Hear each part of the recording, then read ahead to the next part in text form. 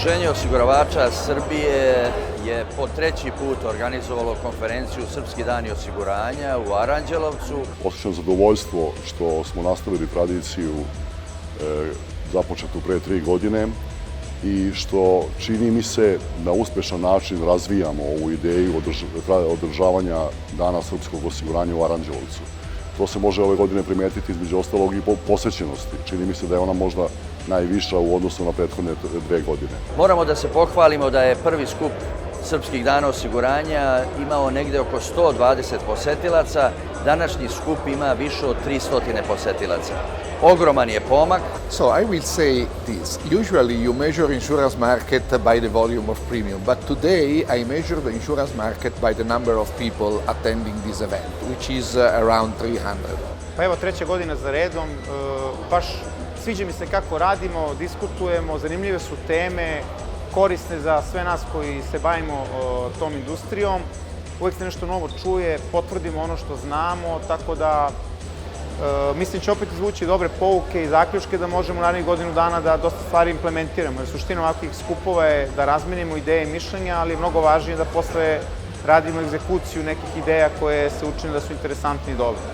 Meni je jako drago što već treći put sa redom organizuje Udruženje osiguravača Srbije ovakav događaj i pogotovo ovogodišnja tema, to jest da se bavimo i istorijom osiguranja, da se bavimo sadašnjim raznim trendovima, a pored toga i da pričamo o budućim našim obavezama, to je jako zanimljivo. Uvek je dobro kad se industrija nađe na jednom mestu da popriča o aktualnim temama. Možemo da kažemo da je ovo sad već tradicionalni susret osiguravača, treći put ovde na ovom mestu.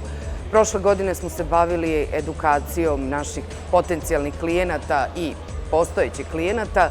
Ovogodišnji skup je okrenut više edukaciji nas kao branše, jer poslujemo u okruženju gde su velike promene, gde je veliki protok informacija, gde se i zakonska regulativa menja učestalo, odnosno ide u smeru usklađivanja sa regulativom Evropske unije i gde je dosta izazova pred osiguravačima da zadovolje potrebe klijenata, da rade u najboljem interesu svojih klijenata, a da opet sve bude usklađeno sa vrlo kompleksnom regulativom koja je trenutno na snazi. Ono što bi posebno hteo da kažem i da naglasim jeste značaj da ovom skupu prisustvuju predstavnici Vlade Republike Srbije, predstavnici Narodne banke Srbije i što ukazuje na značaj sektora osiguranja i na podršku koju od ovih institucija ceo sektor osiguranja ima. Srbija moderna i razvijena, ekonomski razvijena može da bude jedino i ako je osigurana.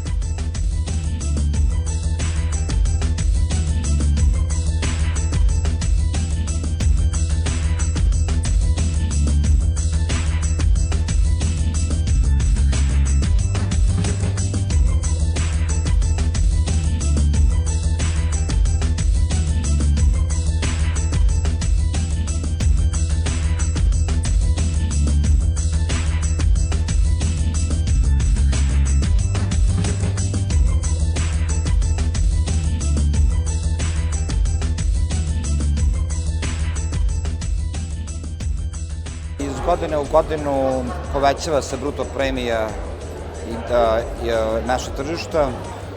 9 meseci ove godine pokazuju rast od 5,92%, skoro 6%. Životno osiguranje raslo nekih 4,46%.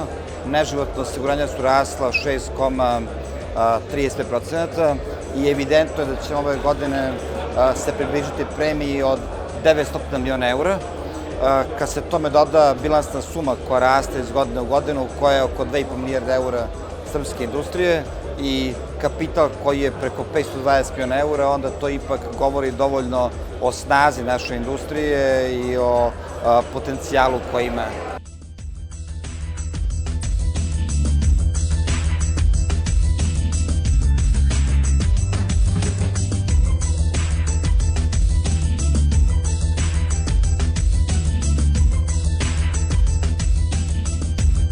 Ono što je najveći problem Srbije u poljoprivredi, a vezano za osiguranje, jeste neće baš mene to pogoditi. I to je problem sa našom tradicijom, zato što retko se odlučujemo da uđemo u sistem osiguranja. Svega 12% površina u Srbiji je osigurano, a svega 3% poljoprivrednih proizvođača to radi. To su katastrofalni podaci, a država daje u 5 okruga 70% premije osiguranja, u ostalim dijelovima 40% subvencije za to. Prosto je neverovatno zašto je to tako. Ideja nam je da buduće subvencije u poljoprivredi vežemo za kupovinu i obaveznost polise. Jer prosto je neverovatno da određena sredstva iz budžeta se opredele za subvencije, a u isto vreme niko ne razmišlja o sigurnosti tih sredstava i te imovine koja je kupljena za ta sredstva.